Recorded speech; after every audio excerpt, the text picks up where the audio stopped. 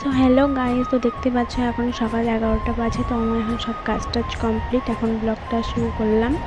তো এই যে দেখতে পাচ্ছ এখন আমি এই যে একজনকে দেখাবো, দেখো এটা চিনতে পারছো তো কে?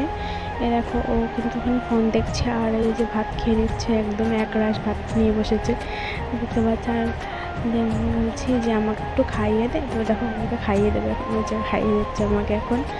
তো তো এবার আমি ওকে বলছি দেখো যে একটু হাই করে দাও, ওই দেখো এবার হাই করে দেবে তোমাদেরকে। তো এইটো হাতে হাই করে দিল বলে খুব হাসছিলাম আমরা দুজনে। এবার দেখো এই যে আমিও বসে পড়েছি খেতে এক রাশ ভাত নিয়ে।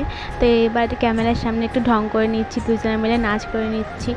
ও কি একটা বলছে আমার এখন খেয়াল নেই কি, দুজনে মিলে খুব হাসছিলাম দেখতে পাচ্ছ তোমরা। বাগানে চলে আসলাম, আমাদের এখানে একটা আম বাগান আছে। তো আম বাগানে এসে যে তেঁতুল মাখা করছি, তোমরা তেঁতুল মাখা খেতে কে কে পছন্দ করো অবশ্যই কমেন্ট করে আমাকে জানিও।